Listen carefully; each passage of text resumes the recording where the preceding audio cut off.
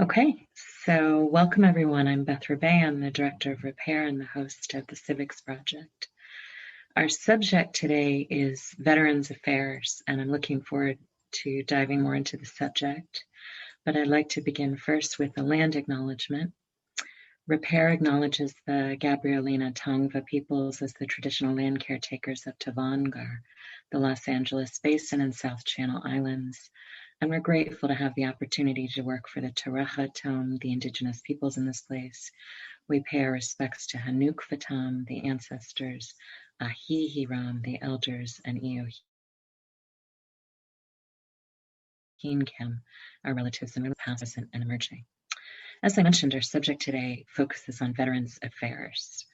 Most of you are already familiar that a veteran is defined as a person who has served in the United States military in the past. So not a current service member, but someone who has been in military service at any past time during their lifetime. The present estimate is that veterans in the United States are about 18 million people, and that makes up about 5.5% of the US population. Most of the 18 million are male, but about 2 million are women. And in addition to those 18 million, another 480,000 approximately are currently in military service, so not classified as veterans yet, but will be at some future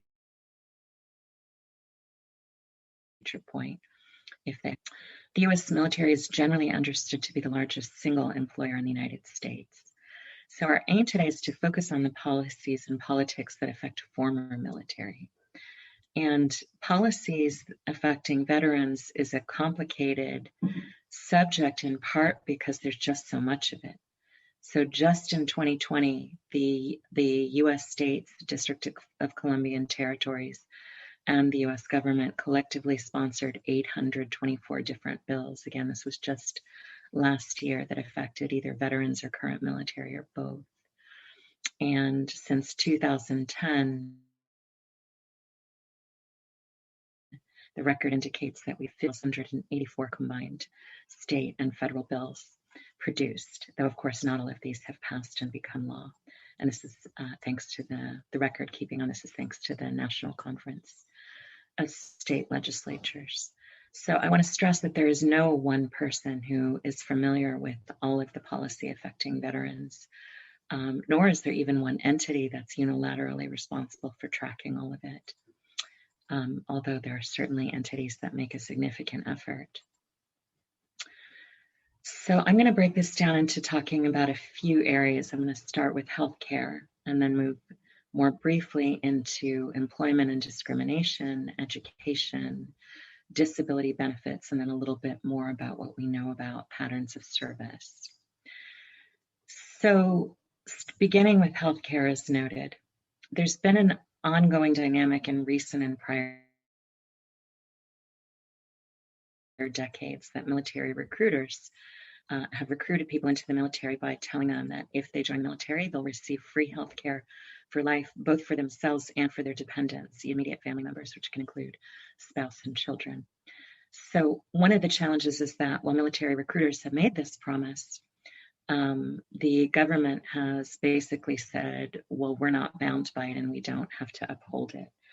And this question has been litigated several times. One of the most significant went to the Federal Court of Appeals in 2002.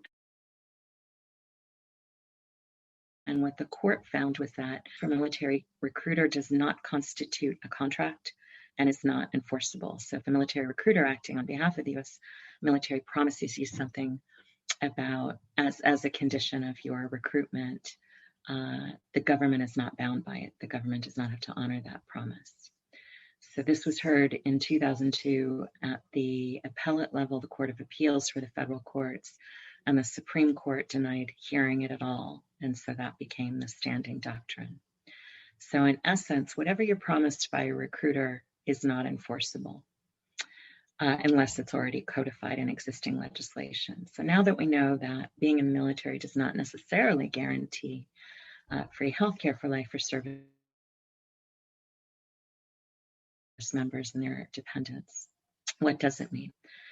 Well, for veterans, according to the Congressional Research Services, veterans and their families can be treated at military facilities if there are enough space and staff and at the complete discretion of the military. So basically, nothing is firmly guaranteed. Rights and benefits can be taken away because of shortages, and the military can, for its own reasons, deny access to some benefits and resources. In practice, veterans can also find obstacles to care depending on whether they can establish that a particular condition is service-related. Sometimes this is not an obstacle, but service members certainly have recorded that it can be. So it's easy to establish, for instance, if you suffered an injury in the military and lost a limb, that that's service-related. It can be trickier both with psychiatric and medical conditions that may have one or more causes. So it might be true that military service is the primary cause, but there may have been other contributing factors.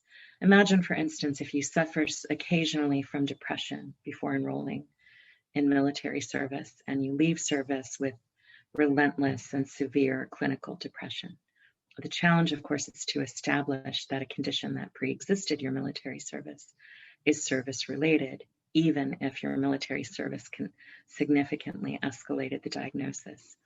This is also at issue, for instance, for people who are exposed to toxins or biowarfare and then develop cancer, because there's too much that we don't understand about it, because it's hard to prove that exactly one factor was a primary cause. Sometimes this can be an obstacle to service members getting health care. And again, this varies in part because the policy is constantly evolving, because there are differences in what benefits are accessible in different regions, states, and facilities. So there's no one-size-fits-all rule, but if you can't establish that something is service-related, you definitely will not get treatment. But this can be an issue, and service members have found it to be. In 2014, in response to public scandal about veterans not receiving health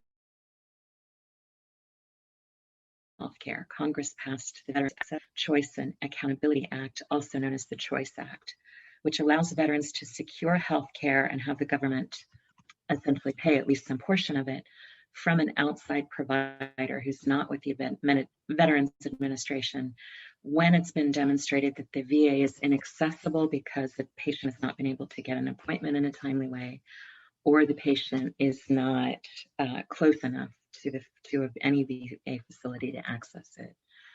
So again, this was passed in 2014 and created more options for veterans who were dealing with combat and non-combat-related medical conditions and were not receiving timely or effective or good care.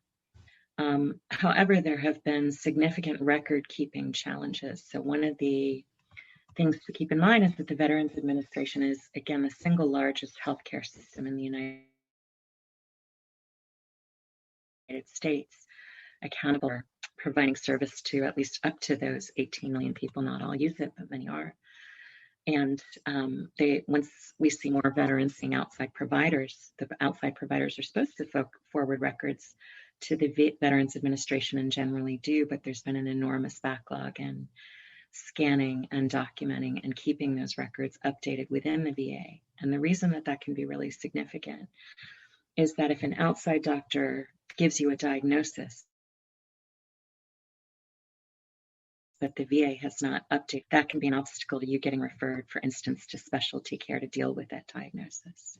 So what we see is that while the Choice Act helped to improve the landscape, administrative problems within the Veterans Administration are significantly inhibiting the ability of the VA to coordinate care, including between the VA and outside providers. And this is according to the U.S. Office for the Inspector General. They actually found that the backlog of documents amounted to a stack of paper that if assembled vertically would be 5 miles high. Right? So a very significant challenge in managing just the level of documentation for this large population. One of the challenges and barriers to and delays in and issues with quality of care in the Veterans Administration, particularly when there's so much more demand than there is supply of staff, is that veterans at large have a lot of untreated trauma. So the estimates of post-traumatic stress disorder among veterans vary from as low as maybe 10 or 15% of all veterans currently suffering or recently suffering from PTSD to estimates that are as high as 30. And again, aside from the fact that this is a large population and not all are communicative or responsive to attempts to diagnose trauma, one of the things that we see at issue is conceptions of trauma and whether and when it's likely to be recognized, whether and when PTSD is likely to be diagnosed. So without getting into a much larger discussion about that subject, what we can say is that the prevalence of post-traumatic stress disorder among veterans is likely somewhat higher than the current estimates, which basically say at this moment, somewhere between 10 to 15% of vets have PTSD. And if we were to, for instance, move outwards and say how many have had it in the last 5 years, which can also predict recurrences, because even if you have post-traumatic stress disorder and then the symptoms subside, they may surface again in response to things which bring up or trigger that old trauma. And so if we were to expand to a 5-year span, how many have had PTSD in the last 5 years, then the statistics, of course, would go up. So there's a lot to engage there, but important to understand is that when you have a population that has a lot of untreated trauma, as well as delays in access to basic kinds of care, one of the things it can do is decrease life expectancy. And again, we don't have precise estimates here, but we know that significant levels of untreated trauma may lower your life expectancy by as much as 20 years. And it can do that because significant levels of unhealed trauma are very hard on the immune system, on the heart, in part because they result in the overproduction of stress hormones, such as cortisol in the body. So when veterans are dealing with unhealed trauma, untreated injuries and illnesses, and are not getting timely, stable, continuous care from providers who know their medical profiles, we see a reduction of life expectancy, a reduction in the ability to remain employed, loss of income.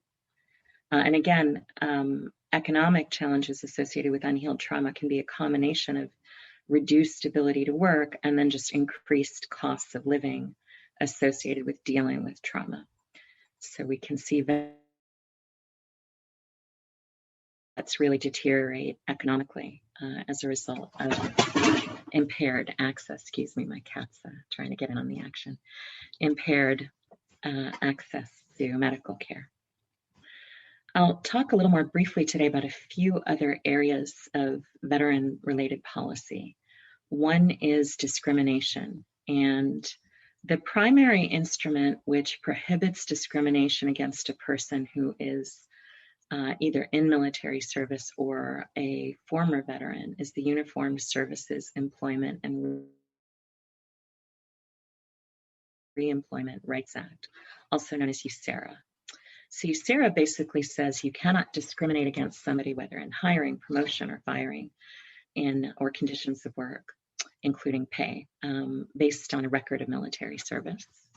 And it also, and this is one of the more challenging or complex parts of USERRA, allows for a service member to be reinstated in the same position that they would be at if they had not engaged in military service. So USERRA gives you a right to come back to a job that you have left if you leave it because you're called to duty. So in practice, USERRA does have certain enforcement mechanisms, so veterans who believe that they're experiencing employment discrimination have ways to issue a complaint and to pursue investigation. Like any form of discrimination, it can sometimes be quite difficult to prove that one is during discrimination. So this is not to say that the existence of USERRA means that veterans don't experience employment discrimination, but it does create recourse. The second law, which is recognized as protective for veterans, is actually the Americans with Disabilities Act. So USERRA and the ADA combined are the two, basically we would think of them as civil rights instruments, or the two anti-discrimination instruments. I think that would be more precise here, which are used to defend the rights of veterans. So, of course, in theory, not all veterans are protected by the Americans with Disabilities because not all veterans are recognized as having a disability, and there's some who would certainly say that they don't. But because the rates of injury, illness, and trauma are so substantially high among people who have been in military service, many are eligible for protection as persons with disabilities. And without getting into a larger discussion of disability rights, which is our subject for next week's session, on which we'll be hosting disability rights attorney Deborah Dorfman. The key thing Americans with Disabilities Act basically says is that if you are qualified to do a job, to fulfill the essential requirements or the essential functions of that job, and you can do so either without any disability accommodations, or you do need accommodations, but the law will recognize them as reasonable requests. They're not dangerous to others, they're not extraordinarily expensive, and they allow you to do the job. Then it becomes unlawful to discriminate against you in employment. And discrimination, again, can mean discriminatory conditions of work, including having an unfair workload or less pay or benefits, or something that's unsafe or unhealthy or unfair in the conditions of work otherwise. And it can also refer to hiring, firing, and promotions. So USERRA and the ADA are most commonly the laws that are used to protect veterans who feel that they're experiencing some form of employment discrimination. I next want to talk a little bit about education policy, and I'm going to focus primarily on what's known now as the post 9/11 GI Bill, which replaced prior incarnations. And GI can cover a fixed amount of the cost of education for private and public universities and colleges, including those outside the United States, and can provide a monthly housing allowance, which is somewhere a little over, I believe, $1,700. Maybe it may have been increased this year to about $1,800 per month. And that's maximum. So the GI Bill will calculate the cost of your housing based on the zip code of the university that you are enrolled at. So it may be significantly less than that amount, but in expensive parts of the country, it could cover up to $1,700 to $1,800 a month for housing while you are in school full-time, and can also reimburse or cover the cost of correspondence courses. And if you are taking courses completely online, you can still get a housing allowance, though it will be a bit under $900 a month, regardless of where you live at the time. So, and educational benefits are not a given right of every military service. There have to be a certain number of years of service. You have to be honorably discharged when you do pursue education. Generally, it's understood that if you have at least 4 years, it counts to the GI Bill, but the policy is complicated. So there can be some benefits you might access earlier and some that might take longer. I next want to talk about the Veterans Administration disability benefits compensation claims. And I'm not going to get into this very complex subject in any depth, but I want to acknowledge it because it's certainly one of the important areas of VA policy. So without getting into all of the details, the important thing to understand is that presently, VA disability benefits are suffering somewhat like record keeping and medical care from a major backlog in processing. And in addition, VA disability compensation claims may also be delayed because there can be, as noted earlier, challenges establishing that a disability is specifically a result of military service, especially if it may be the result of a combination of factors which the military played a role in.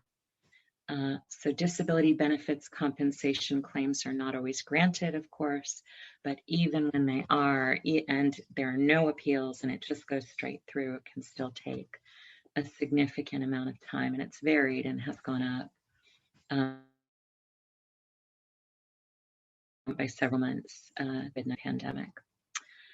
I want to talk a little bit next about who we know veterans to be. So we know that there's certain patterns of who serves in the military and how. And this includes differences based on race and gender and class. So we see that the majority of service members are male, though the representation of women is going up, that there are significant racial differences. So while the majority of service members and veterans are white, Black populations are disproportionately represented in military service, though they are underrepresented in the top levels of the military hierarchy. So they tend to be less represented among officers, more represented among rank and file military, and definitely underrepresented in the hierarchy of the Defense Department. Excuse me. We also notice that the disparate representation, so the overrepresentation of people of color in rank and file positions, is actually higher among men. The exact estimates vary, but we find that women of color are more likely to serve than white women, and that the, again, disparity is even higher than it is among males by race. The vulnerability of veterans after service interacts with racial discrimination. One of the ways it does so is to reduce employability. So when we track this, what we find is that there are higher rates of post-service unemployment among Black and Latinx veterans as opposed to white. And among veterans as opposed to those that come from middle or upper class backgrounds and are more commonly associated with higher positions within the military, with getting to serve as an officer. I want to say a little bit more about women veterans and trauma. One of the major issues that's been identified by the Department of Defense for women veterans involves the prevalence of military sexual assault. So approximately a quarter of women veterans will report when asked by the Veterans Administration that they were sexually assaulted at least one time during military service, and some report several times. And the statistic, as you might imagine, is even higher for sexual harassment, with more than half of the women who've been in military service reporting that they were harassed by someone who had power over them sexually. Men do report that they experience sexual assault in the military, and we have strong reasons to believe that sexual assault of male veterans when they are significantly underreported, in part because there's just a gender dynamic that many men just do not want to admit that it happened. But about 1 in 100 male veterans does report to the VA that they've experienced sexual assault. That's compared to about 1 in 4 among women. And again, I think that this disparity in statistics can be attributed to two things. One, it is happening to women more often. All the data we have supports that, but also it's happening to men more often than we recognize, but male veterans are less likely to be comfortable reporting.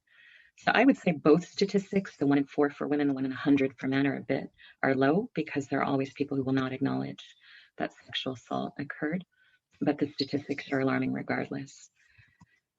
When you have people who have inadequate access to mental and physical health care and are trying to heal from or recover from a sexual assault, again, the implications for health and for life expectancy are significant. Untreated sexual trauma is associated with higher rate the development of conditions like depression, anxiety, disruption of sleep, higher rates of heart disease, high blood pressure, and diabetes. So this is one of the areas that should be recognized as, basically of crisis proportions for veterans and disproportionately for women veterans. I also want to talk about, I talked initially about the fact that no one is guaranteed free health care for life for them or their dependents based on military service. But I also want to specifically talk about the subject of dishonorable discharge. So the U.S. military's position is that if you are discharged dishonorably from the U.S. military, you have no access to any benefits through the Veterans Administration of any kind, no health care, no disability benefits, anything else. And some of the response, well, if somebody did something bad enough to get court-martialed, then why should the state, be providing them with benefits? And this is certainly an important question. One thing to keep in mind is that a number of people who've been dishonorably discharged and passed over the years have been people who were court-martialed because they were lesbian, bisexual, gay, or transgender. And so if you were thrown out of the military based on your sexual orientation or gender identity, you would immediately and permanently lose all access to benefits. Now, no likely to be true as the military has, basically moved past the don't ask, don't tell era in military service, in which you could still be removed from service or dishonorably discharged for being LGBT, but you wouldn't be investigated about it as long as you were willing to basically hide it. But the changes are not retroactive. So veterans who've lost access to benefits based on sexual orientation and gender identity or been discharged for that reason don't get those benefits back. In addition, we do have some patterns of dishonorable discharge to people who have been discriminated against or have been victims of sexual assault or harassment in cases where an individual is being harassed based on their race or is being sexually harassed or assaulted and tries to report and is then basically accused of something by the powerful person who is harassing or abusing them. And due to the differences in power and military hierarchy, there are at least some alleged instances in which people have been dishonorably discharged, not based on any wrongdoing, but based on the fact that they were vulnerable, based on gender or race or some other characteristic. And again, I want to highlight that if you're dishonorably discharged, you're immediately and permanently ineligible for all benefits. So I want to share a book recommendation. Our book of the week is Uncle Sam's Shame, Inside Our Broken Veterans Administration, and the author is Martin Cantor, who worked as an administrator within the VA for a period of, I believe, about 2 decades. So again, that title is Uncle Sam's Shame, Inside Our Broken Veterans Administration by Martin Cantor. And for those who are with us in Zoom, I will put the book title in the chat for you in case you would like it. So for those who are repeated attendees, you know that the last thing that we do as part of each Civics Project episode is to work through a few trivia questions. So for those again who are with us in Zoom, I'm going to share trivia through screen share, and I'll also be reading it out loud for all those who are listening. So first question, and those who are with us are welcome to respond in the chat. What percentage of veterans in the United States will be women by 2025? Answer choice A is 10%, B is 12%, C is 15%, D is 18%. And the correct answer on this one is 12. The current estimate now is 10, but because the rates of military service have been increasing for women, we're starting to see the percentage of veterans who are female increase as well. So within the next 4 years, that rate should jump up about 2%. Second question, what 1990s movie focused on and was created to expose alleged dysfunction at U.S. Veterans Administration hospitals? What movie from the 90s focused on a problem with the VA? Answer choice A is Full Metal Jacket, B is Assault on VA 33, C is The Doctor, and D is Article 99. And the correct answer from 1992 is Article 99, which starred Kiefer Sutherland and Ray Liotta as VA doctors who were attempting to buck the system and treat patients who were being denied care because the Veterans Administration was saying that their medical needs were unrelated to their military service. 3, after filing a claim for disability compensation with the Veterans Administration, what is the average wait time for an initial decision? A, 153 days, B, 91 days, C, 320 days, D, 2 years. So according to the US government right now, in 2021, the average wait time is 153 days. It's actually 153.1, I believe. So this is how long from when you submit a claim for disability compensation before you get an initial decision. Of course, if you needed to file appeal, the award of potential disability compensation might take even longer, but this is average right now.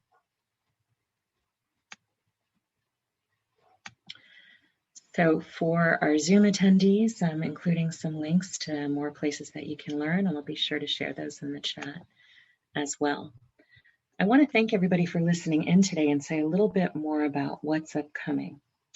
So we will be featuring Deborah Dorfman from Disability Rights Connecticut next week to talk about disability rights in the United States. She's a really wonderful attorney, so I hope many of you will get to hear her.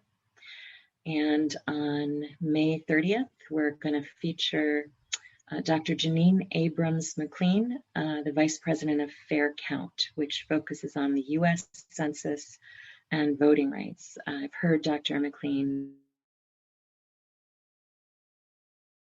Abrams-McLean interviewed before. She's very brilliant, so I'm really excited to get to host her and dialogue with her through the Civics Project. Some of you may also know her very famous sister, Stacey Abrams, who works with her on voting rights in Georgia. In addition, our movie for the week is, for the month rather, is United States of Conspiracy, and we'll be screening that on May 26th at 4 o'clock Pacific, 7 o'clock Eastern time. So I hope many of you will turn out. For those who register for today's Zoom session, you'll receive a link to register for future events. And if you are listening via podcast, you can also find our events registration page in the podcast description for this episode. Again, I really want to thank everybody who turned out today. I'm really glad to be able to be in dialogue with you.